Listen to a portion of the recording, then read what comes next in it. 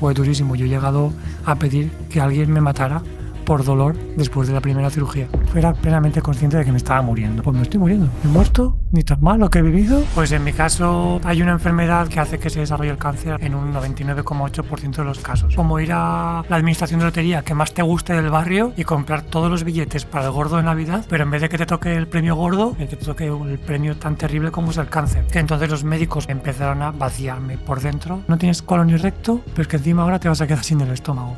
Ups. ¿Y cómo es vivir sin estómago? La experiencia cercana a la muerte para mí fue una sensación súper vívida de estar flotando, pero sin contacto con el agua, súper relajado. ¿Tienes miedo a morir? Al final es que el sufrimiento es una herramienta. No lo busques, pero sí entiéndelo. Si vas pensando siempre en el qué voy a hacer, si luego pasa esto o dejo de hacerlo, te vas a perder probablemente las cosas más maravillosas de la vida. He estado corriendo carreras de 100 kilómetros corriendo por la montaña, actividades de montaña de 28 o 30 horas, trepando en bicicleta el equivalente a subir más de 3 veces el Everest. Estoy destrozado. Si un cuerpo como el mío es capaz de hacer las cosas que soy capaz de hacer, de que no somos capaces cada uno o cada una, la felicidad es un estado que hay que cultivar, como un huerto, ¿no? Para aprender de ti, ¿cómo podemos ver a la muerte como una compañera? Está buena, Muy buenas, bienvenidos, bienvenida a Ahora Me Entero. Gracias por estar ahí. Y hoy estamos con Juan Dual. Juan, muy buenas, bienvenido. Muy buenas y gracias por abrirme este espacio de vuestra casa.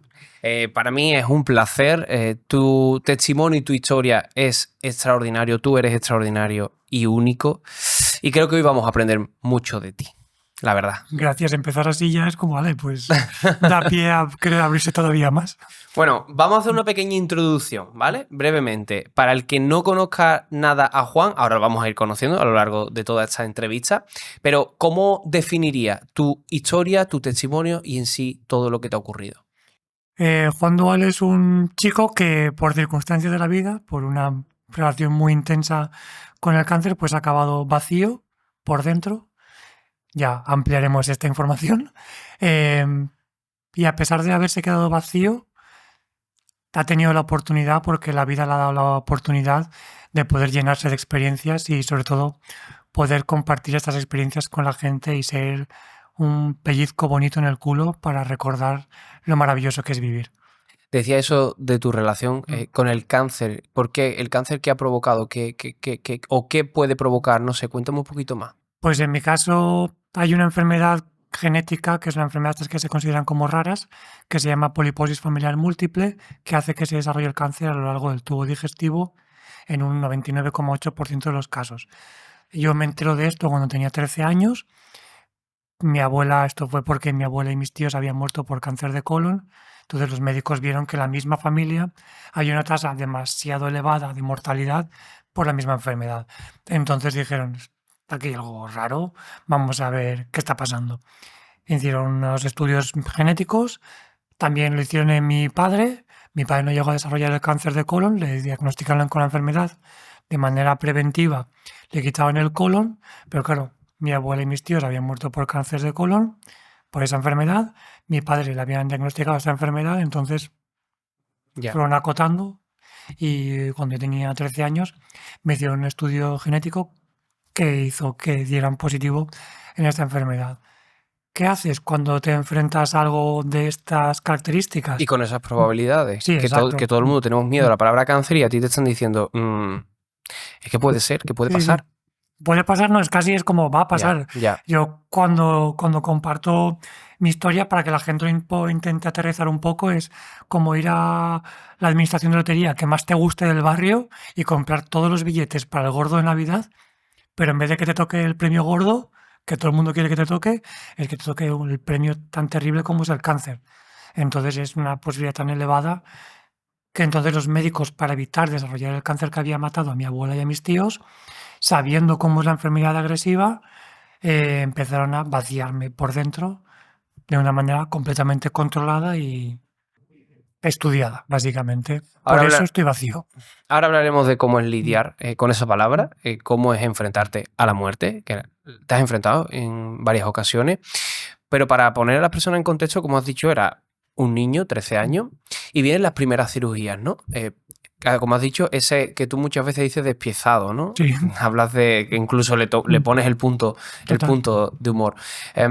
¿Cómo fueron esas primeras cirugías? ¿Cómo lo recuerdas? La verdad es que yo lo recuerdo con bastante tranquilidad porque al Ujú. final, claro, yo crezco, mi desarrollo como personita con 13 años, los 13 años hace 27 años, tengo 40, no tiene nada que ver con los 13 años de ahora. O sea, antes teníamos, soy un señor mayor, las cosas como son, teníamos enciclopedias, no habían ordenadores en los cuales consultar historias, mucho menos una pantalla de móvil en la cual buscar por IA o lo que fuera en qué Ya, consiste mi enfermedad. Entonces, lo que me decían los médicos y lo que me decía mi padre y mi madre, pues para adelante no había lugar a dudas. Entonces, creces sabiendo que vas a los médicos de una manera mucho más recurrente que el resto de tus compis de clase, pero es que es lo normal. ya.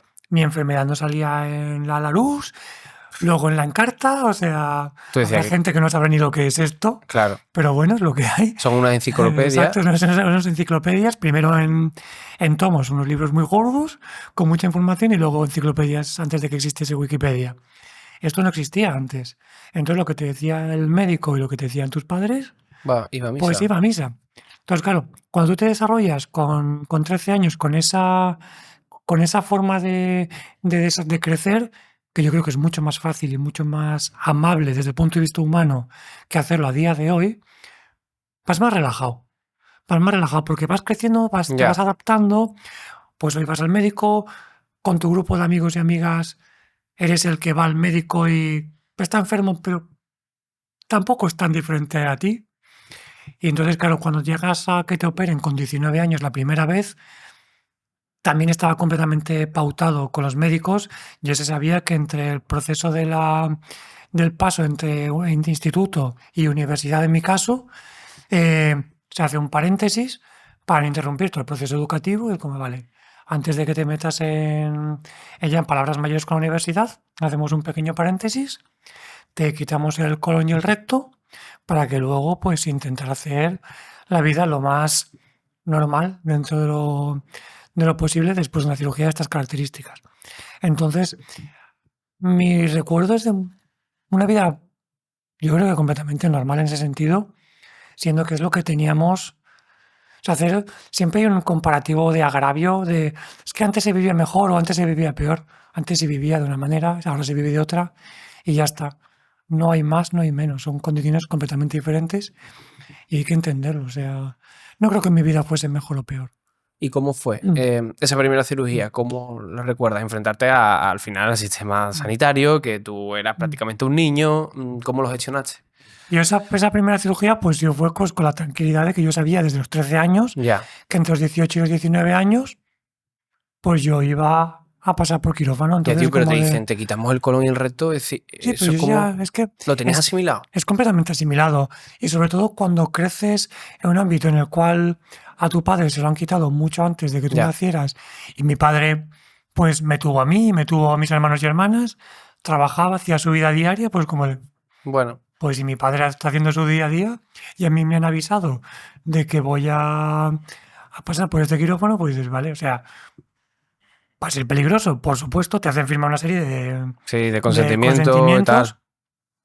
Uno de esos consentimientos, cuando te informan, es que cuando te tienen que cortar por ahí abajo, hay una posibilidad real de que acabes impotente, porque hay un montón de nervios que pasan por esa zona, en la zona cercana al ano, de cuando te cortan, te Ujú. desconectan y luego vuelven a conectar todo el aparato digestivo, hay un riesgo.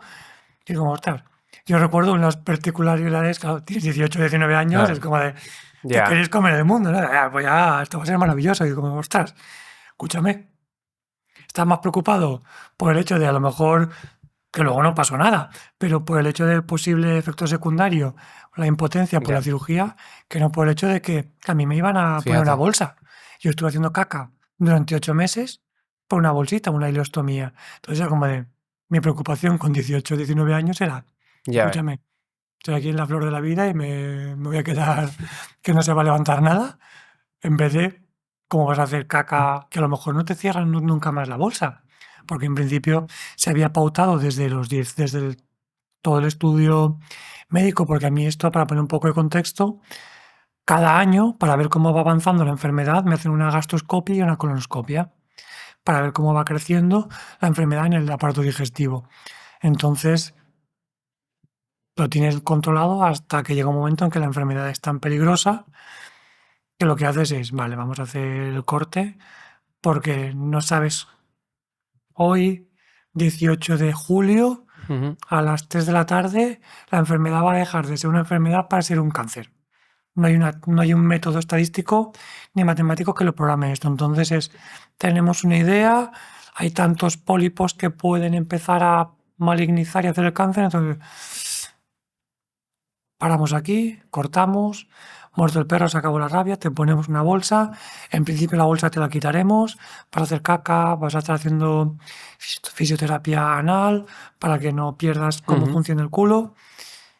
Pero mi preocupación era si Ya luego se ves. me iba a levantar. Pues tenía ¿Y, 18 años. y consiguieron luego volverte a quitar la bolsa? Sí, Sí. sí, yo la verdad es que estoy muy contento. Vivo con una diarrea crónica, voy entre 5 y 7 veces al baño antes de grabar el podcast. Ujú. Es como de, Juanje, dame un segundito que tengo que ir al baño a descargar para que luego no haya ninguna carrera y tenemos que cortar el podcast. Em, vivo, voy entre 5 y 7 veces al baño como mínimo Ujú. cada día en función de lo que coma, pero llega un momento en que te adaptas. Y esa primera cirugía se complicó, ¿no? Sí. ¿Qué pasó? La cirugía se supone que tenía que durar entre 3 o 4 horas, tenía que ser, al final es una cirugía que es bastante de manual. El aparato digestivo no deja de ser como una manguera, cortas aquí, sacas, vuelves a empalmar, sacas la bolsita y pues a funcionar, Ujú. ver cómo va funcionando otra vez el aparato digestivo y entonces en función de eso pues recuperar y acabar dándole alta en un par de días o 3 al paciente, en este caso yo. ¿Qué pasa? Que se complicó la cosa bastante. De 4 horas el proceso de reconexión, yo estuve como 8 horas y media en cirugía, en quirófano. Se complicaron muchas cosas y yo me enteré años más tarde en una de las revisiones que había estado a punto de irme al palco en el proceso intraquirúrgico. O sea, yo por suerte en esa primera vez, porque hubieron más, yo no me enteré de nada porque estaba en quirófano, consiguieron remontarme, pero claro, eso luego ya cuando te explican años más tarde, te permite ser consciente de lo que sentiste en el posquirúrgico. Y claro, o sea, una cosa es la parte bonita de así, vas, Ya. entras en quirófano súper bien, vale, está todo programado. Y luego, pues, lo que se supone que está programado es un poco como la vida, ¿no? El día a día de, tú crees que va a pasar una cosa, has estudiado para un examen o vas con un pitch súper claro para apostar por tu startup o por tu emprendimiento o que vas a vender cualquier cosa en no sé qué de tu negocio con tu familia y de repente, ¡pam, pam! Ya está. La vida te pone en tu sitio de una manera automática y como de, tú creías que estás preparado para estar así, pero te han dejado así. Total. ¿Pero qué haces? Habrá que seguir funcionando. Y claro, yo ahora soy consciente de por qué yo llegué en su momento a pasarlas tan canutas en el postquirúrgico, porque fue durísimo. Fue durísimo. Yo he llegado a pedir que alguien me matara por dolor después de la primera cirugía. He pedido a mi padre, por favor, que alguien acabe conmigo, que me deje en cao, porque es que no puedo. O sea, no puedo aguantar este dolor. Claro, o sea, obviamente a nivel médico tienes recursos de inducir un coma, etcétera, etcétera. Pero a mí me habían puesto ya a nivel de calmantes, antes de inducir un coma, me habían puesto todos los calmantes habidos y por haber, y aún así no era capaz de calmar el dolor. Luego encima me hicieron una reacción alérgica, o sea, fue todo lo que tenía que salir mal, salió mal. Y ante esos momentos tan complicados que todos los días nos enfrentamos a la adversidad y hay veces que nos complica mucho la vida con tonterías, ¿no? Pero cuando te enfrentas al dolor tan grande, y eso estamos hablando de una adversidad bastante jodida, Sí. ahí Juan, ¿qué hace? ¿Cómo gestiona? ¿Cómo intenta sacar recursos para decir, no, tengo que tirar para adelante? No tienes recursos, no gestionas nada, nadie te ha preparado para pedirle a nadie, menos a tu padre, que alguien te mate, que te pegue con un palo en la cabeza y que te dejen tonto. O sea, tonto en plan de que no sepas nunca nada más. O sea, por favor, o sea, nadie está preparado para eso. Pero el cuerpo humano es increíble en todos los sentidos, ya avanzaremos un poco más en esto. Y el cuerpo humano es increíble, tiene una capacidad de resistencia mucho más allá de lo que somos capaces de entenderlo en el día a día. Sobre todo con las comodidades de lo que mal llamamos el primer mundo, que lo tenemos todo aquí, que levantamos el teléfono y podemos conseguir cualquier cosa. La inmensa mayoría de nosotros y nosotras, la inmensa mayoría de las personas que están escuchando este podcast, a lo que sea, lo más fácil es que, dentro de unos límites lógicos, Claro. puede levantar el teléfono y conseguir cualquier cosa. Entonces, se nos olvida muchas veces la capacidad de adaptación a los momentos más terribles y más locos que nos podamos imaginar. Entonces llega un momento en que el cuerpo se pone en modo supervivencia. Tú no eres nadie para gestionar nada porque es que no tienes capacidad humana. Y quien diga que sí, yo gestioné eso, se está mintiendo a lo loco. ¿Cómo vas a gestionar ese dolor que te puede volver loco o loca? Te pones en modo supervivencia, desconectas, no sabes ni qué ha pasado. Y de repente han pasado 2 días. Lo que pensabas que te iba a matar, o lo que pensabas que ese negocio no iba a salir adelante, o esa relación con tu pareja, o las broncas que tienes con tu hija o con tu hijo, lo que pensabas que iba a acabar contigo, si acaba contigo, acaba contigo. Y ya está, y se acabó. Pero si no, es muy fácil que lo remontes y eso te da un montón de herramientas para luego, poco a poco, te vayas reponiendo un montón de cosas que van a seguir pasando a lo largo de tu día a día. Entonces, claro, pasen esos 2-3 días y empiezas a volver a espabilar.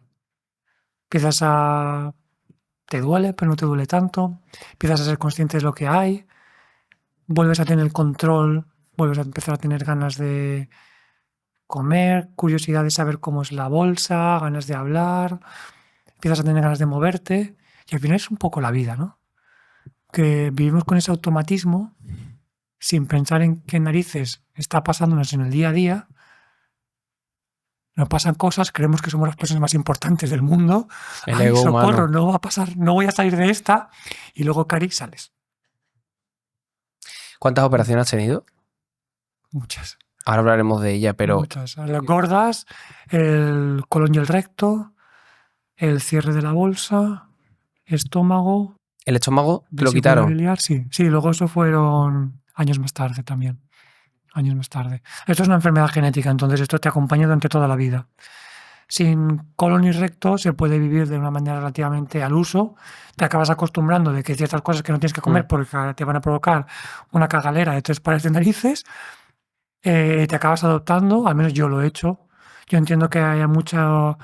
Yo espero que la gente que escuche este podcast que tenga alguna enfermedad relacionada con enfermedades inflamatorias intestinales o cosas así tipo Crohn y demás, que son enfermedades muy complicadas de gestionar porque al final no sabes si vas a querer comer, te da miedo salir a comer fuera a la calle porque de repente, ya no porque te sientes mal, pero por un estado de ánimo tienes una diarrea, te da miedo, no sabes si vas a poder hacer caca o no.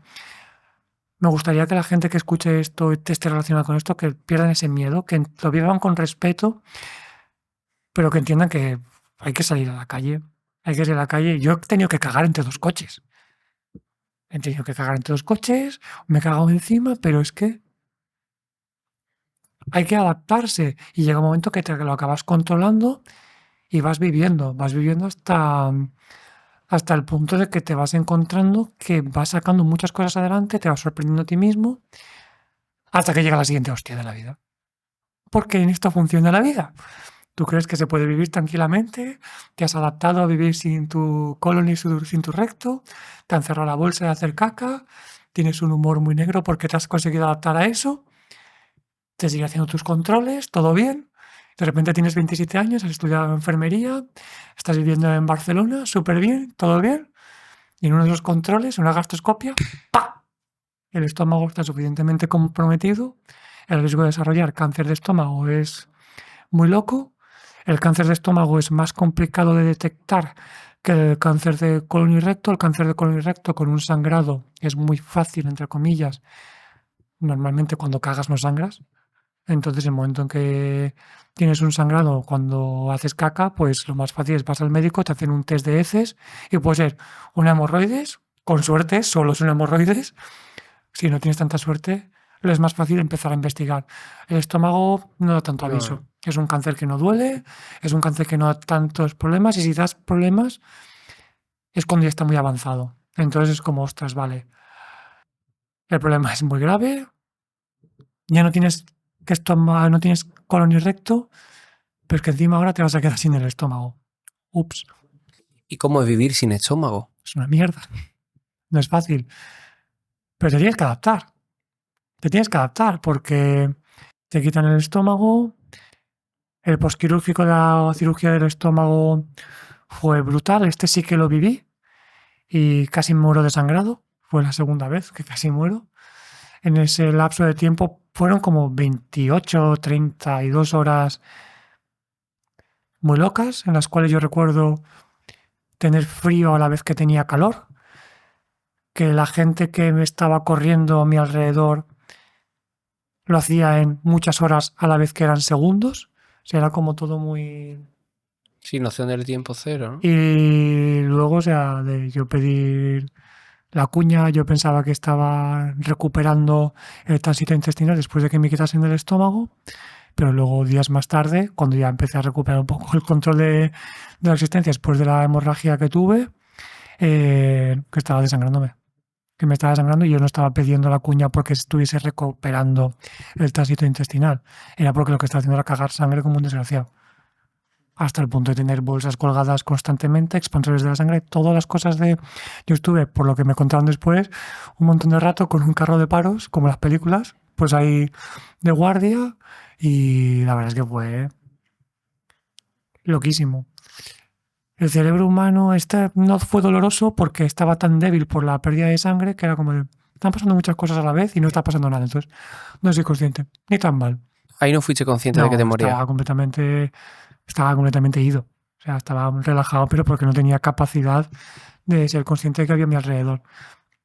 Luego ya cuando eres consciente de que te recuperas, ahí ya empiezas, ya has estudiado enfermería, has corrido hospitales, has trabajado en UCI, o sea, ya entiendes cómo es la cosa, empiezas a atar cabos y como de, se ha complicado la cosa, ¿no?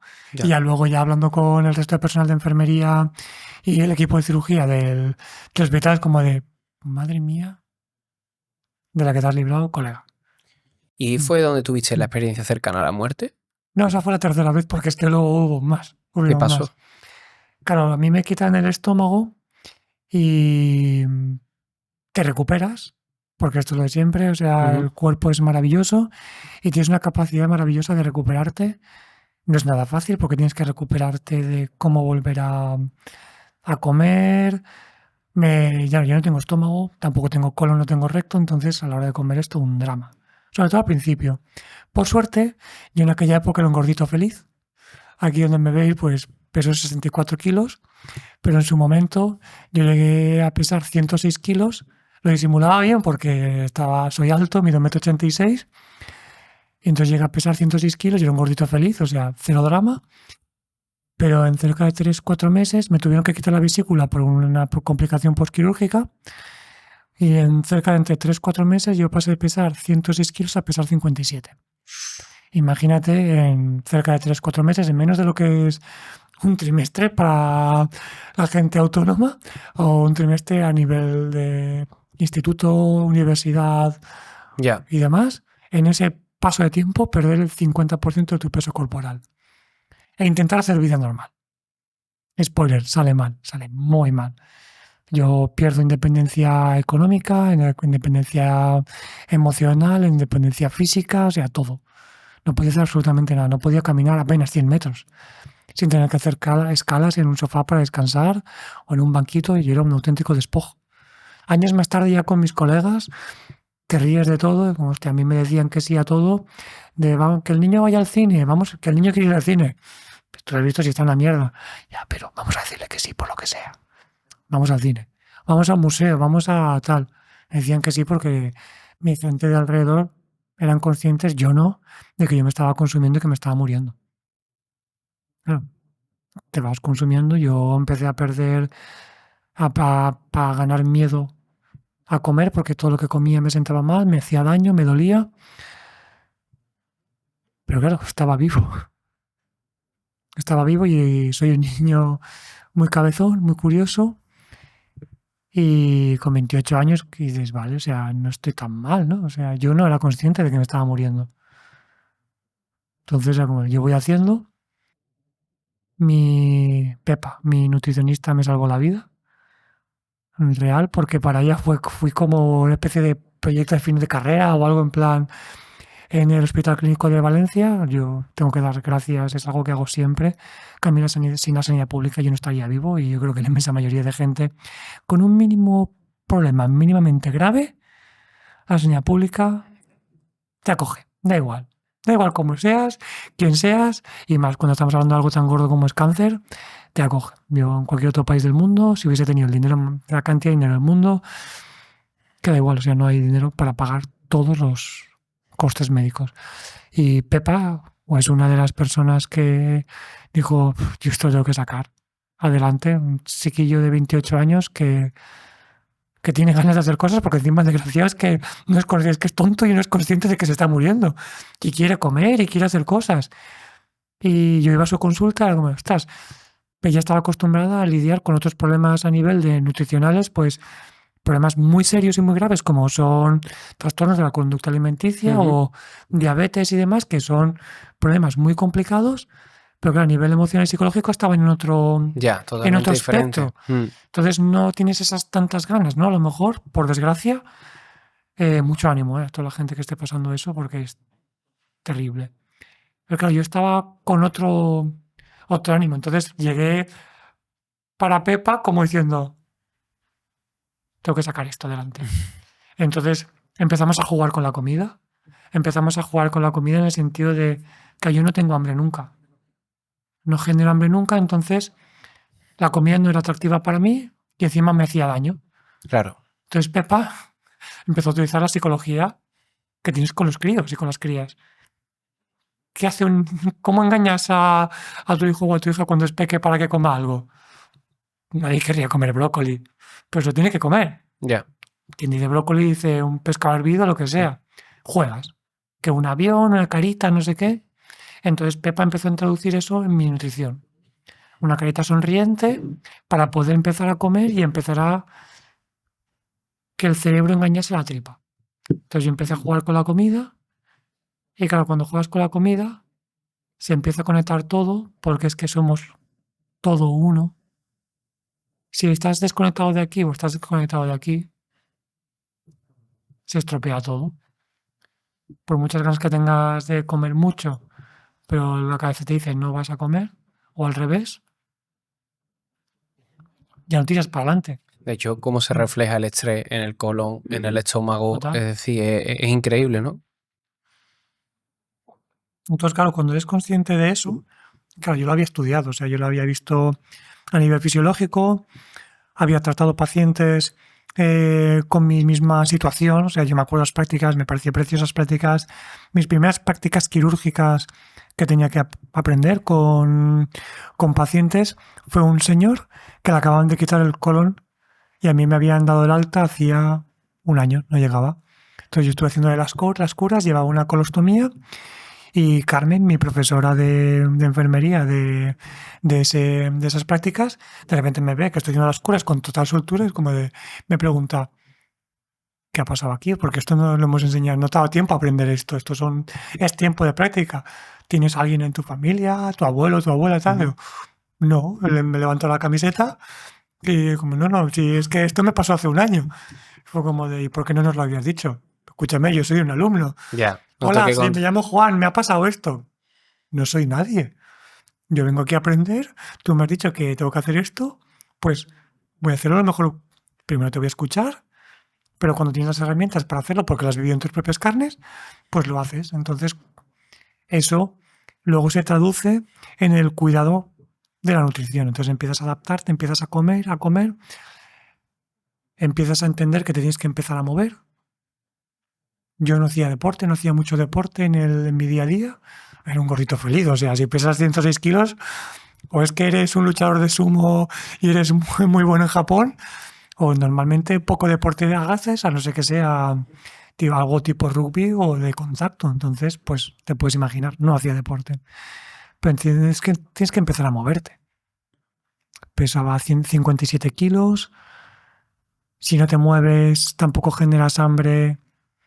Hace 12, 13 años ya de la cirugía tampoco existía mucho YouTube. Obviamente Claro, Instagram no estaba ni pensado. Entonces era como, ¿qué hago yo? ¿Qué hago yo? Netflix ni de coña. ¿Qué haces el resto de tu vida postrado, no? Cuando ya has viajado, has sido mochilero, has viajado ya ves. por Europa, te has movido, eres una persona inquieta, te encanta explorar y demás, ¿qué haces? ¿Te quedas esperando a verlas venir? ¿O estás viendo que tu cuerpo va avanzando, que te has recuperado de haber estado a punto de morirte con el colon y el recto? No te has muerto, estás vivo, has podido estudiar, has podido tener una vida, has estado a punto de morirte con el estómago y la vesícula biliar, no ha pasado, estás vivo, ha pasado tiempo, te vas mejorando, te vas recuperando, tienes una gente alrededor que es maravillosa, que te cuida, que te sostiene, por favor, cuidad a la gente que tenéis cerca, El entorno, ¿verdad? nunca sabéis en qué momentos van a salvar de algo. Y por favor, estad presentes también para la gente que tenéis alrededor, porque es que es algo maravilloso. Porque nunca sabéis qué persona va a querer contar o va a necesitar contar de tu 100%. Y yo tengo esa...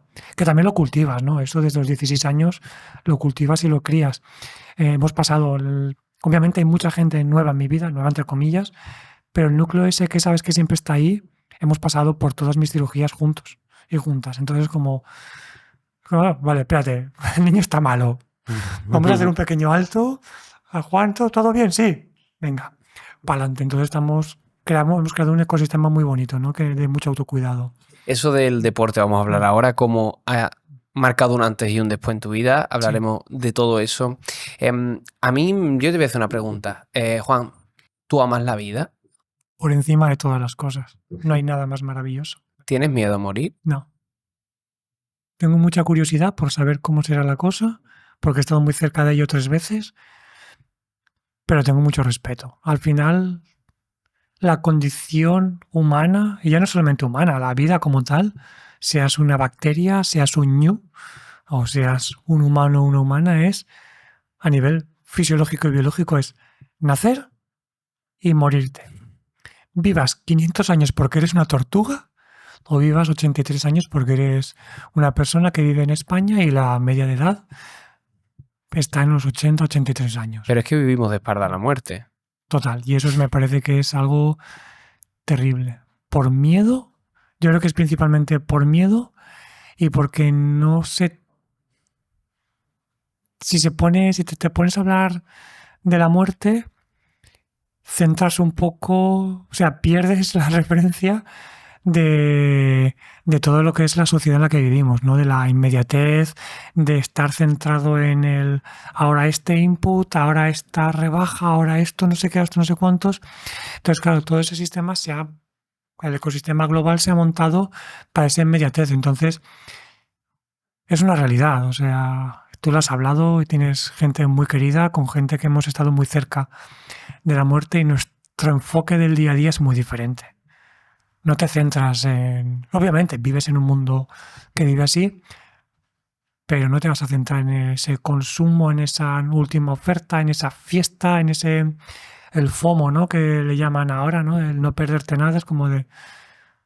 Y si me lo pierdo, es que no va a pasar nada. A mí me apetece estar tumbado, ¿no? Y A mí me descansando así. flipa estar tirado en los... Soy una persona súper activa, ahora Es hablamos verdad, de es verdad. deporte, pero dentro del todo el deporte, el volumen que hago de deporte, y es muy loco, os vais a quedar flipando, dentro del volumen de deporte que hago, aún así me encanta tirarme en el suelo en un prado de una montaña a mirar cómo las nubes pasan durante horas o estar mirando cómo las hormigas se mueven entre sí. Fíjate. Y Y está eso, nuestro día a día, ahí. y eso no lo haces como estás, ¿qué está pasando? Me he perdido esto, tal, no sé qué. El último podcast o el último trend en Instagram, no sé qué. Entonces, claro, si se habla de eso y se pierde el miedo a la muerte y se habla del respeto, el enfoque de la vida cambia por completo. Cambia por completo, vives más relajado, es como todo, está como... Es más bonito. ¿Y esa experiencia que tuviste te ayudó a verla de otra manera? La tercera vez fue la que hizo ya el quiebro por completo. Porque ahí yo ya era deportista, había viajado por Latinoamérica en bicicleta, había estado recorriendo durante 2 años y medio fundaciones oncológicas, hospitales, ya era una persona más conocida, ya empezaba a ser influencer y era más famoso. Entonces ya empiezas a ser consciente de lo que provocas a nivel emocional en la gente, desde el punto de vista bonito. Entonces, claro, eh, la tercera vez fue la más cruda, de hecho, porque ya era completamente consciente de lo que estaba pasando y fue una hemorragia digestiva masiva. Yo estaba trabajando en un refugio de montaña en Pirineos, a 2.200 metros de altura. Yo vivo así, mi vida es un ensayo-error. Entonces llega un momento en que si vives con miedo a todo, no vives. Y mi madre ha llegado un momento que me ha hecho tantas broncas que me ha dado por perdido, ya es como de, vamos, hay que quererte. Y una amiga muy querida de la Patagonia me dijo, a ti hay que quererte con desapego. A ti hay que quererte sin miedo. Porque es que al final, o sea, hay que querer a todo el mundo sin miedo, porque nadie está exento de que, por desgracia, pues toquemos madera, pero mañana te levantas y ¿quién te garantiza a ti que mañana te vas a despertar? Ojalá nos despertemos, yo ojalá, porque es preciosa la vida. Pero si no pasa, pues oye, ni tan mal, ¿no? Entonces, yo tuve esa hemorragia digestiva masiva, me tuvieron que trasladar a la UCI de sangrantes y ahí yo era plenamente consciente de que me estaba muriendo. Ahí ya era vívido, o sea, de tener plena conciencia de, pues me estoy muriendo. De contarle a la gente que estaba allí, a una amiga y a la que era mi jefa, que también es amiga mía, Marta, de estar contándole lo que estaba pasando, lo que estaba sintiendo, decir, Marta Gris, hablad con mis padres, con mis colegas, no he sufrido, estoy en paz, me estoy muriendo. Yo ya veía las caras del personal médico alrededor, yo ya sabía lo que estaba pasando, estaba yendo a cagar sangre directamente, o sea, roja, o sea, muy loco. Me pincharon atropina, o sea, me pusieron... O sea, yo era plenamente consciente y llegó un momento en que yo sabía que me estaba muriendo. Porque no estaba comenzando a remontar, me estaban haciendo todo lo que me tenían que hacer para recuperarme y yo cada vez sabía que estaba más débil. Entonces ahí ya fue como... se acabó. Se acabó la partida, entonces fue Marta, Chris, no pasa nada. Yo estoy bien, estoy relajado, no estoy sufriendo, me he muerto, ni tan mal lo que he vivido. Fantástico compartirlo a la gente que tengo alrededor y que me echen de menos y que me recuerden con una sonrisa y ya está, como algo bonito. Y luego me recuperé. Pero fue una sensación Y ahí que... fue donde tuviste esa sensación de tranquilidad, ¿no? total. De que... Es muy... Es la experiencia cercana a la muerte, gente que, sí, pues una luz o que oyes cosas y demás. Para mí fue una sensación súper vívida de estar flotando en un espacio, como una piscina o cuando estás una noche sin estrellas, en un mar, una piscina, flotando, mirando al cielo, pero sin contacto con el agua y ahí, súper relajado y súper bien, sin sentirme solo, pero sin sentir que había más gente cerca. Y era como de, pues oye, esto está bien. Morirse, no me gustaría morirme, pero si es esto, ni tan mal. No sé, como estás en una sopa, porque además es que era como todo muy tibio, muy calentito, oscuro, sin ser desagradable, sin, no sé. Y has dicho que miedo a morir no tiene, pero el porcentaje de sufrir cáncer, esa palabra, ¿no? Que a tanto miedo nos da, era muy alto. Me dijiste que te dijeron porcentaje de la probabilidad que tenías de sufrir un cáncer. 99,8% de las veces, sí, o sea, es brutal. Y cuando tú te enfrentas a un porcentaje tan alto y tienes esa palabra que a todos tanto miedo nos da, ¿tú cómo miras esa palabra de frente? Yo, por suerte, creo, además lo digo abiertamente, por suerte he vivido la muerte muy cerca. No en mi persona, cuando era peque, pero sí que mi tío cuando falleció, los últimos meses vivía en casa. Entonces yo he visto cómo una persona se ha consumido por una enfermedad relacionada con el SIDA. Lo he visto cómo se ha consumido. He visto mucha gente muy cercana a mí, antes de yo tener que plantarme delante de la muerte como persona adulta, lo he visto muy de cerca. Entonces lo entiendes. Lo entiendes. En mi familia nunca se ha hablado de, no, tu tío se fue de viaje, que es un recurso muy terrible. Se ha hablado. Tu tío se ha muerto. Yo he ido a muchos funerales. mis padres, yo no tengo o sea, a nivel de creencias, pues no profeso ninguna religiosidad, pero yo me he criado en un entorno muy religioso, muy, muy religioso. Entonces, sí que hay una parte que yo agradezco que mis padres como creyentes en Dios, en su Dios, eh, la muerte es como el paso a la vida eterna, ¿no? Y entonces es como pues la gente está triste, pero después de los funerales de la gente que quieres cerca, hay aplausos, o sea, es como un recuerdo como un tributo, vale que sí, que ellos lo celebran también como el paso a la vida eterna, que es el siguiente paso para ellos y para ellas, y yo lo entiendo, o sea, no lo comparto, pero es... Entonces, claro, cuando lo adaptas eso a tu día a día, te permite, pues, fabricarlo como una herramienta para no verlo como algo que te hace sufrir, sino para entender que es la realidad. Y es que va a pasar. Es que va a pasar y cuanto antes seas consciente de que eso va a pasar, antes abrazas la vida. Y no hay nada más importante en nuestra vida que abrazarla. Porque es que es el don más preciado que tienes. Ni tu iPhone 16 Pro Max no sé qué, no sé cuántos, ni tu bicicleta de 25.000 euros, ni tu... Lo más preciado que tienes aquí es tu vida. ¿Y crees que el dolor y el sufrimiento es aprendizaje? Total. Yo no hago apología, no digo, ostras, pellízcate, Ya. date un golpe contra la pared, corre. No busques el sufrimiento, pero el sufrimiento está ahí. El sufrimiento está ahí en el día a día. A la gente, yo soy de Valencia y nadie pensaba el 29 de octubre que de repente iba a caer tanta cantidad de agua que iba a arrasar y que iba a acabar con la vida de tanta gente, que iba a cambiar con la conciencia colectiva de tantas decenas y cientos de miles de personas. Te vas a levantar, te vas a trabajar y jamás piensas que vayas a pasar algo así. Eso es algo de las películas, Centroamérica, no sé qué, y de repente ¡pam! Entonces, claro, ese sufrimiento, cuando lo vives y lo trabajas, es una herramienta maravillosa. Porque te permite adaptarte a cualquier miseria que te vayas a encontrar. Como pueda ser, pues tener que lidiar con el tema de la Dana. Con mis colegas, luego ya, no tan en broma, pero sí en serio, de, hostia, Juan, tú has pasado todas estas mierdas, o sea, has estado a punto de morirte 3 veces, te has quedado sin todos estos trozos de cuerpo, eres corredor ultra distancia, o sea, eres influencer, has pasado por todas estas cosas y esto ha sido solamente una preparación para luego poder gestionar cosas tan locas y que te explotan tanto la cabeza como lo que vivimos en Valencia con la Dana. Ya ves. Y luego te paras a pensarlo cuando estás a punto de dormir, ese momento que estás contigo mismo o que estás entrenando muchas horas y estás trabajando mucho el coco, estás conversando contigo. Y dices, ostras, pues es verdad. Al final es que el sufrimiento es una herramienta.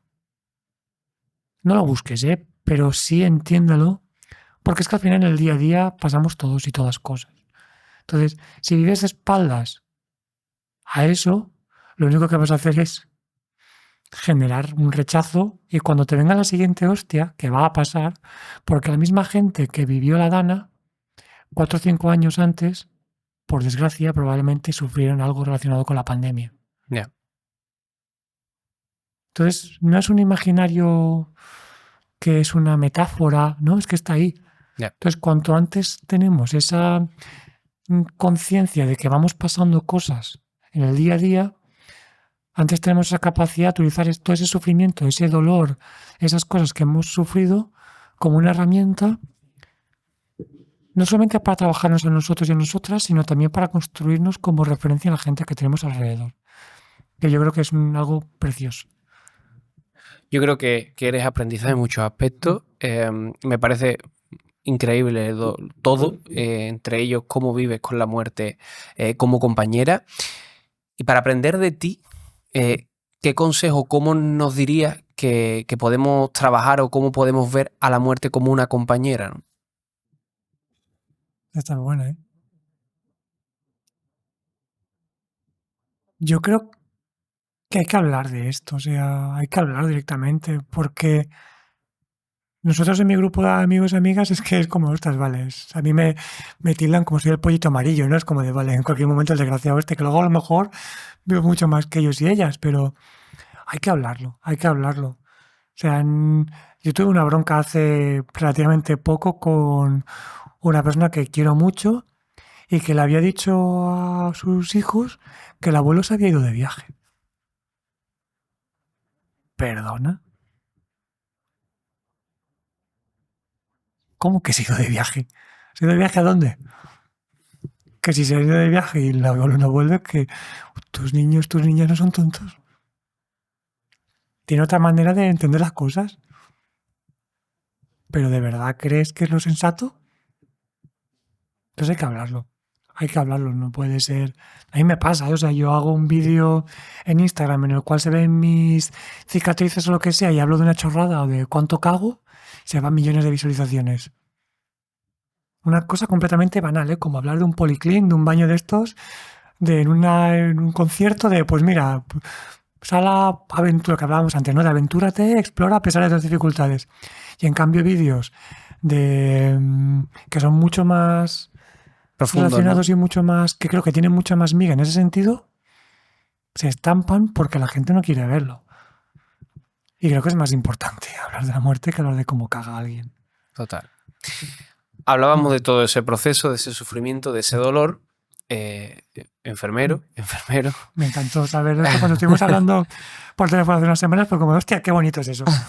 Pues ahora quiero hacer un poquito de reflexión con respecto a, más que tú, yo lo he vivido como trabajador, tú lo has vivido desde las dos perspectivas. ¿Crees que nos falta en el sistema sanitario humanidad y un poquito de más psicología? Yo por la parte que me ha tocado vivir, o sea, entiendo lo que preguntas, no sé, supongo que el universo se está encargando de equilibrar todas las putadas que me he hecho pasar una detrás de otra, entonces Pepa es un ángel, mi equipo quirúrgico son un amor, o sea, es como al principio cuando empecé a hacer deporte, hablaremos, al principio me decían, no debías hacer deporte y menos este tipo de intensidad que haces haciendo estas distancias, estamos locos y ahora de repente, o sea, de repente no, con el tiempo me utilizan como un caso de éxito en congresos y demás.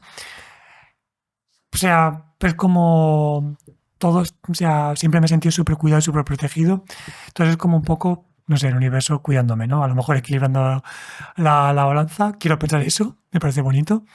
Pero entiendo lo que dices de que sí, que hace falta mucho trabajo y mucho reciclaje en el sentido, porque yo lo he visto en gente a la cual conozco su criterio y sé que si alguien te ha dicho que te ha tratado mal un enfermero o un auxiliar o tal, no sé qué, es como, hostia, a lo mejor reciclajes cada X tiempo para recordar que en el ámbito sanitario nadie va al hospital por gusto propio, a no ser que sea para recibir una nueva vida. Total. El resto de visitas que hay en un hospital es porque no quieres ir a un hospital. O sea, nadie dice, vamos al hospital como quien va al Dragon Khan, ¿sabes? Ya.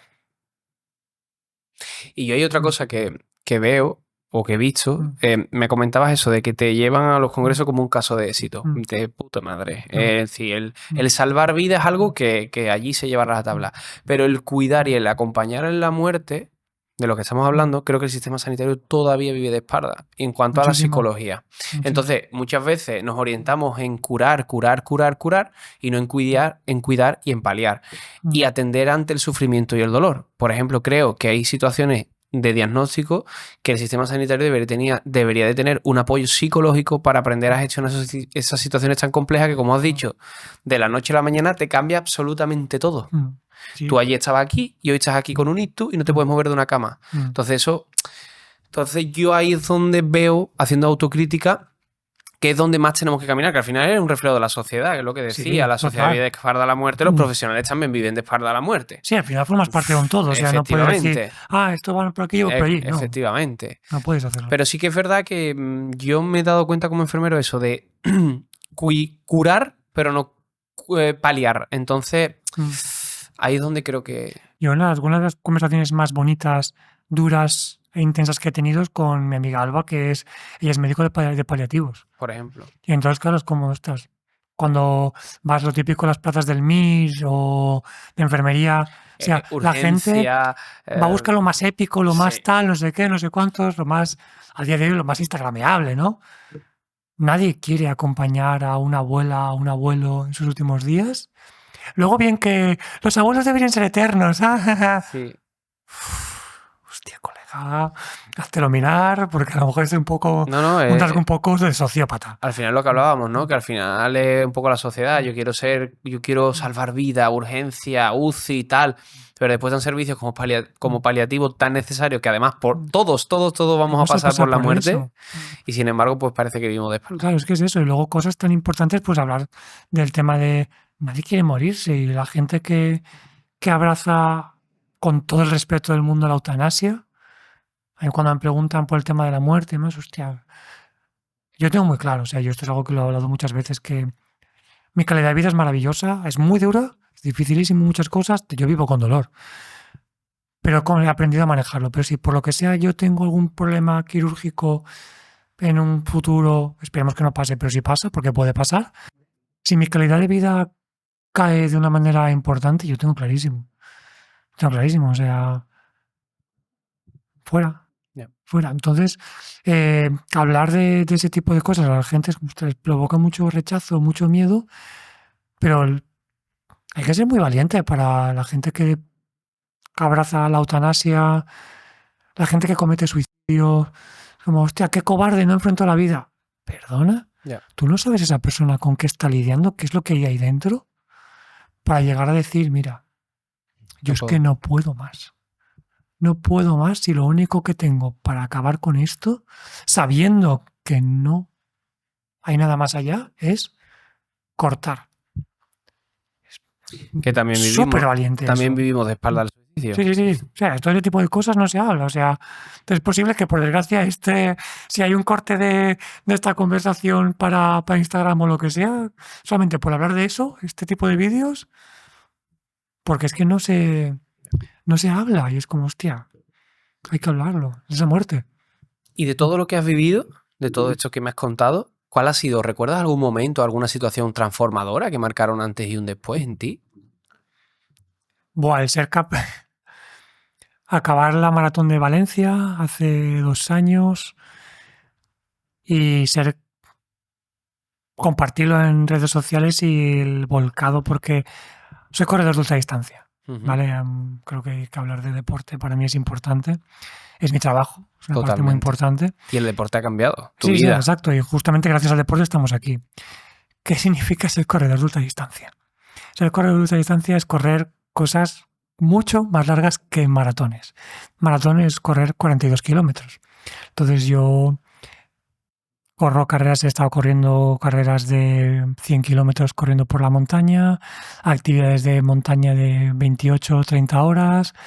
Hace un mes acabé una carrera de 1000 kilómetros, 1100 kilómetros cruzando todos los Pirineos en autosuficiencia en bicicleta, trepando en bicicleta el equivalente a subir más de 3 veces el Everest desde el nivel del mar, sin tener estómago, colon recto ni vesícula biliar, que la inmensa mayoría de gente que hace bicicleta no se le ocurriría hacer algo así, pero yo lo acabé y no lo acabé mal, de hecho, no acabé último, que es importante. Entonces, cuando tu cuerpo y tu cabeza es capaz de acabar cosas así, eres plenamente consciente de la capacidad que tienes como individuo, la potencia que tienes a la hora de ser un engranaje transformador en la realidad de la gente. Pues esa caja que está ahí, tengo ahí una cosa para ti.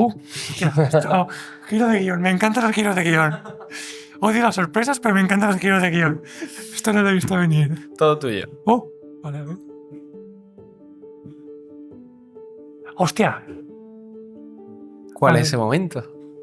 Joder, qué fantasía. Ahora estoy temblando. Es lo más duro que he hecho en mi vida. A nivel físico, emocional. Es lo más duro a nivel deportivo, ¿eh? Esto es la línea de meta de justamente Transpirinés, que ya había visto las fotos, las había visto por lo típico que te envía Gosia, la fotógrafa de la carrera. Hizo la foto y obviamente pues lo tengo por Instagram y demás, lo tengo en el ordenador, una foto preciosa. Joder, qué flaco estoy. Y qué blanco. Y qué cara exultante de felicidad y qué duro fue eso. Y es la línea de meta de la carrera de Transpirinés, que es justamente la carrera que acabé hace un mes. Y cuando ves a ese Juan Y que es el mismo Juan, ¿no? De que Sí, sí. con 27 años se somete a esa primera operación y con 13 le dicen todo lo que te comentaron. Si te tuvieras que volver a enfrentarte a ese niño, ¿qué le dirías? Que siga, que es precioso. Que no se imagine lo que le va a joder todo. Que va a ser durísimo, que nadie le va a regalar nada. Que va a ser imposible muchas veces. Que va a ser, lo más fácil va a ser decir, mira, me tiro aquí en la cuneta, que vengan a recoger, que está bien, pero sigue apretando que vale la pena y cuéntalo, compártelo, anímate a seguir explorando hasta qué punto eres capaz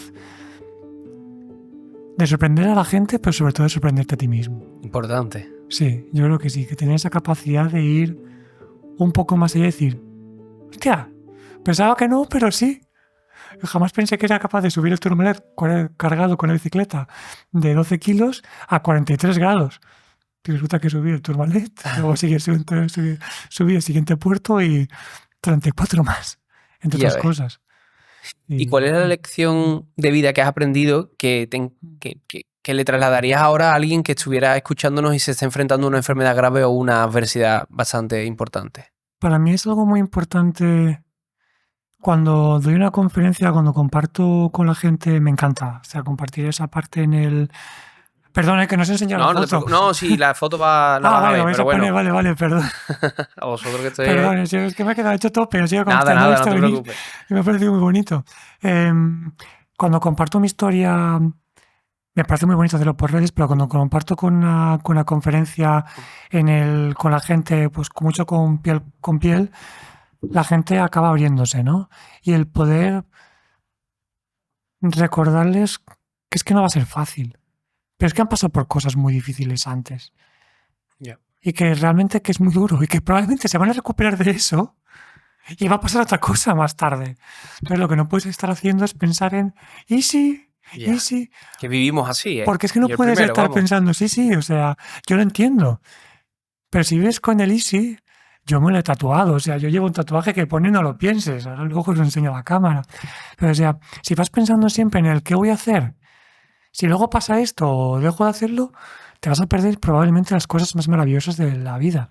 Y si yo no me hubiese animado a dar sus primeros pasos a caminar, inspirado por Vicky y Víctor, que corrían en su momento en Valencia hace 12 años, yo pensar, ostras, si ellos corren y no escucho su ruido en la cabeza, yo si camino no voy a escuchar el ruido que tengo en mi cabeza por no moverme, ahora a día de hoy no estaríamos aquí hablando. Y eso es una realidad. Porque sin esa persona que empieza a moverse, yo no estaría aquí, yo no sería la persona que habla de la muerte o que lo habla de cara a la cámara, al público, que ha hecho de ello su vida y que creo que lo hace de una manera consciente, consecuente y sobre todo bonita y sin poner las cosas cookies y con el terrible Mr. Wonderful, ¿no? Que hablábamos. Total. Que sí, hecho todo mucho pasará, daño. tal, no sé qué, no sé cuántos. No, todo no llega. Mentira. Yo siempre digo eso. Mentira, o sea, esta es la taza de café. Sí.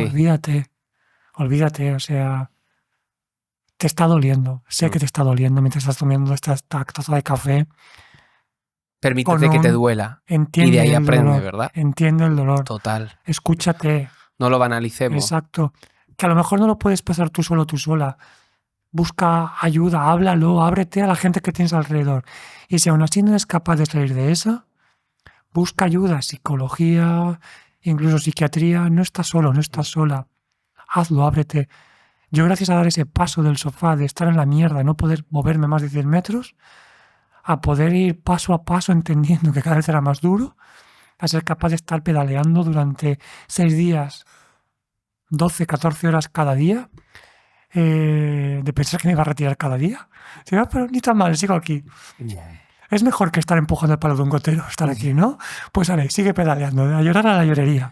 Venga, chiqui. Entonces es un poco eso, ¿no? El recordar a la gente que, oye, que tenemos cosas en la guantera que no somos capaces. Y es que el cuerpo es capaz. Si un cuerpo como el mío, un cuerpo escombro, o sea, ya lo habéis visto en la foto, o sea, estoy destrozado, o sea, es un despropósito. Si un cuerpo escombro como el mío es capaz de hacer las cosas que soy capaz de hacer, de que no somos capaces cada uno, cada una. No digo que vayamos a correr maratones y demás, sino hacer a movernos. Hay que moverse, porque cuanto antes empiezas a moverte, antes empiezas a clarificar las cosas. Cuanto más tiempo estás sentado en una silla, sentada en silla, empiezas más con el rum rum. Algo te duele, a no ser que es algo que te impida, porque tienes la rodilla rota. Y aún así, si tienes la rodilla rota, puedes mover los brazos. Muévete. Muévete porque vas a empezar a buscar otras maneras de interpretar la vida y luego al final el dolor va a pasar a otro plano. He tenido días que era como, hostia, me duele muchísimo la tripa porque me duele la tripa. O he tenido una migraña, no puedo tener, hay muchas medicaciones que no puedo tomar, pues que me va a doler en el sofá igual. Pues salgo a correr. Y se me pasa. Cuando te despiertas cada mañana, ¿qué es lo primero que piensas? Vamos a ver. Vamos a ver qué nos encontramos al día de hoy. Soy deportista profesional, diríamos. Y claro, yo entreno 7 días a la semana, pues 6. Y el día de descanso es un descanso activo. Ayer se me hizo muy raro no entrenar, que fue cuando vine para acá. De hecho, este año, por ejemplo, llevo en bicicleta circulados solamente en bicicleta, probablemente más que muchos coches en todo lo que llevamos de año, ¿eh? Y aún me queda la otra mitad del año. Entonces, lo que hago es mirar el que me toca de entrenamiento y a ver cómo enfrento el día. Lo que llegue, llegó. Y lo que llegue, llegó. Para poder empezar a decir, oye, pues vamos a intentar construir esto lo que sea lo más bonito posible. Soy influencer, trabajo con las conferencias, representando muchas marcas, podcasts, colaboraciones, entonces pues vas intentando ponerte en contacto con la gente, pero de una manera sin ir a lo loco, sin ir intentando crecer. Joder, tiene que conocerme muchísima gente. He tenido algunas broncas, entre comillas, con colegas que trabajan en el mundo del marketing. Es que no puede ser que tu historia no la conozca tanta gente, que hay influencers que lo que sea, por enseñar abdominales o por lo que sea, tal, y tú lo que haces solo, entre comillas, tengas 50.000 seguidores. ¿Te has probado a meter 50.000 seguidores en tu salón? Es muchísima gente, o sea, es posiblemente cambiar la percepción del pensamiento a muchísima gente. Total. O sea, no sé cuánta gente vive en Rota, pero esa población es una parte muy importante de la población. O sea, me parece maravilloso. Entonces, el poder de eso cada día con coherencia, con cariño y con cuidado, pues es trabajando de manera consciente en que más, o sea, no es mejor. Hacer las cosas bonitas y el poder, pues, yo qué sé, hacer las cosas que no se te escapen de las manos y decir, oye, pues yo quiero cuidar a las cosas que estoy haciendo, porque eso me va a permitir también luego, pues, entrenar con cabeza y luego, pues, dedicarme a estar con mis tiempos con mi gente y centrarme en cuidar a la gente. Totalmente. Porque es una responsabilidad muy grande. Y la gente que ha pasado, yo creo que es algo que compartimos, la gente que ha pasado por aquí, por vuestros micros, es algo que me gusta mucho, que tenemos la capacidad de ser conscientes de que tenemos una capacidad muy transformadora en la gente. Entonces, es una responsabilidad enorme, ¿eh? No puedes ir a las bravas. Ya, pues voy a hacer esto. Escúchame. O sea, hay que hacer las cosas bien. Entonces, ser consciente de esa responsabilidad también es algo que tengo en cuenta cada mañana. Bueno, antes nos has traído una cosita. Está por ahí, un momento. Cuéntame, ¿qué es esto? Esto es vacío, porque claro, o sea, una persona que no tiene colon recto, estómago ni vesícula biliar, pues ¿cómo está? Vacío por dentro. Pero el humor negro es como el estómago, hay quien lo tiene y quien no. Entiendo que haya gente que diga, ostras, cómo se pasa el chiquillo este. Pero cuando has pasado las cosas que he pasado yo, tienes que abrazarte a algo y para mí el humor fue un recurso básico a través del cual pues canalizar muchas emociones. Llegó el momento de la pandemia y a mí me encanta leer, soy muy lector, soy un lector empedernido y también me gusta mucho escribir. En aquella época, hace 5 años, la gente no hacía reels, no existían los reels. Entonces era como de yo escribía en blog y demás y me encanta escribir y hay mucha gente que me decía, hostia, sería muy bonito que escribieses tu historia de una manera diferente tal, Y ostras, no quiero escribir el típico libro de viajes, ni el si yo puedo, tú puedes, y demás. Y entonces, después de hablar con un colega que en la pandemia todo el mundo se volvió loco y loca, a mí siempre me ha gustado mucho cocinar. Y fue como, ostras, yo también cociné muchísimo en casa. Y un colega, David, me dijo, mira, sabemos que quieres escribir un libro, olvídate de libros de historias de influencers, haz un libro de recetas y déjate de historias. Y dice, ¡pop! Ya está, un libro de recetas. Vacío es un libro de recetas.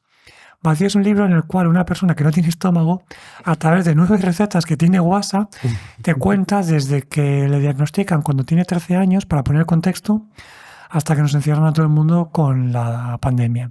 Entonces, a través de 9 recetas ilustradas y descritas para que la gente pueda cocinarlas en su casa, pues 9 recetas muy representativas para mí, muy importantes, pues yo voy haciendo de una manera muy gráfica una conversación conmigo mismo para que la gente entienda cómo es la vida de una persona en mis condiciones, tanto desde que me diagnostican, cirugías, mi relación con el deporte, con la gente que me rodea, y está ilustrado por mi amiga Laura Pitarch, y la verdad es que estamos súper contentos y contentas con cómo ha salido, porque es un libro autopublicado y autoeditado, o sea, no hay una editorial detrás, entonces Nada. es a pleno pulmón. Entonces la gente se pone en contacto conmigo a través de Instagram y yo pues me parece muy bonito.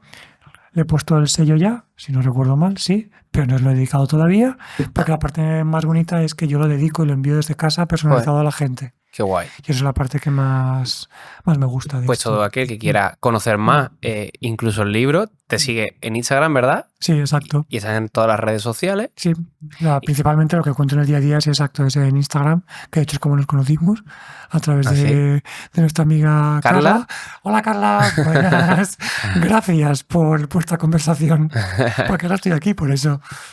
Así es, como has dicho, ahí te pueden seguir, conocer todos sus proyectos, ponerse en contacto contigo.